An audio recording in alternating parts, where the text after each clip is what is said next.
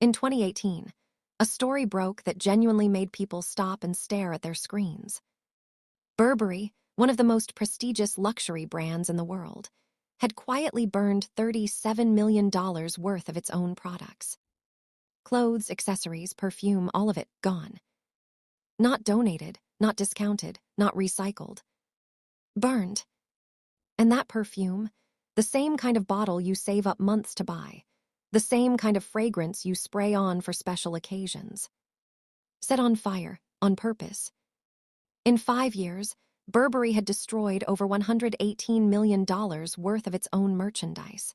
Fox business. And they did it to protect one number. Their price tag. Today we're going deep into one of the most shocking, and honestly most fascinating, business stories in luxury history.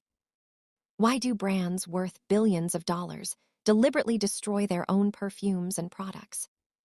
And I promise you, the real reason is far more calculated than you think. Let's get into it. So first, how did this story even come out? Burberry had actually been disclosing this practice in their annual financial reports all along. They simply stated, the cost of finished goods physically destroyed in the year was £28.6 million. ResearchGate. It was right there, in plain sight, in black and white. But it was buried in financial language that nobody reads. Until 2018, when the Times picked it up, and suddenly the entire world knew. I'm not gonna lie, when I first read this story, I genuinely couldn't understand it. You have $37 million worth of products, perfumes, coats, bags, and you burn them, instead of selling them at a discount. That makes zero logical sense. Until you understand what luxury brands are actually selling. Now here's the real reason, and this is where the business genius of luxury brands becomes crystal clear. Luxury brands are not selling products, they are selling exclusivity. Think about why a Burberry product costs $2,000. Is it because the materials cost $2,000? No. It costs $2,000 because not everyone can have one.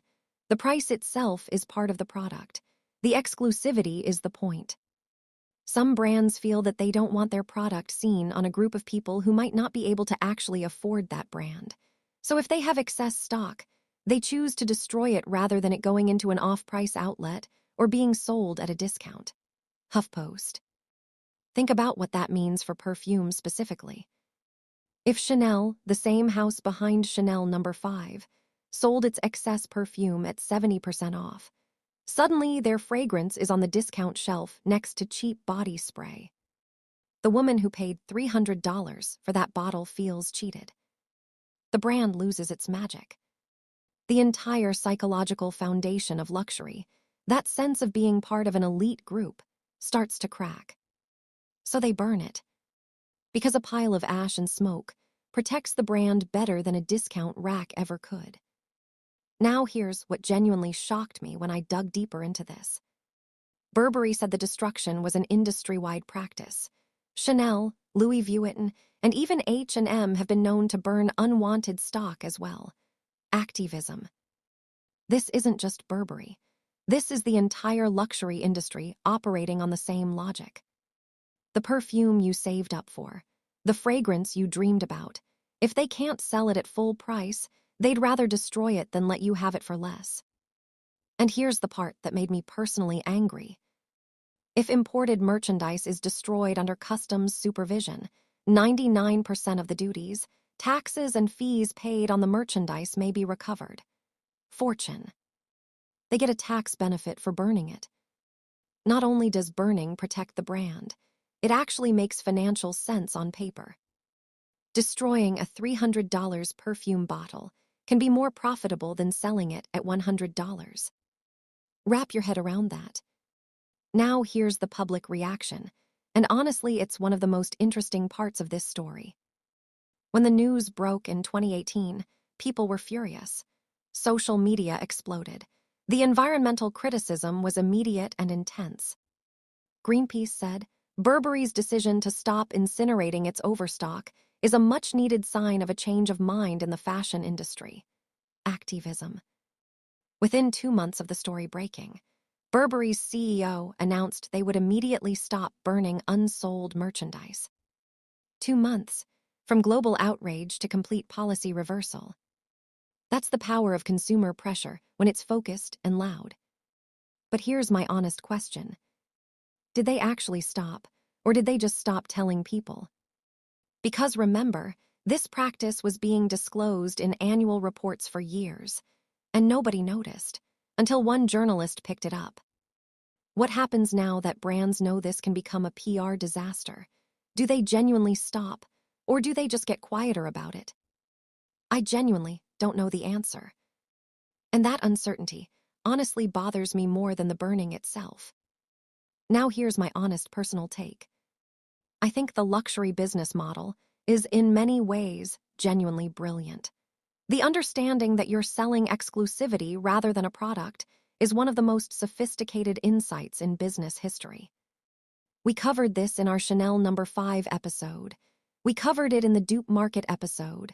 Luxury is psychology, not chemistry, not materials. Psychology. But burning $37 million worth of perfectly good perfumes and products when there are people who need them. That's where brilliant strategy tips over into something genuinely hard to defend. There has to be a better answer than fire. Donate anonymously, partner with charities, create a separate outlet that's clearly separated from the main brand. There are solutions. The industry just hasn't been forced to find them. Yet. So that's the story. $37 million in 1 year, $118 million in 5 years. Perfume, clothes, accessories, all burned. All to protect one number. Their price tag. Now drop it in the comments. Do you think luxury brands have the right to destroy their own products? Or is this genuinely indefensible?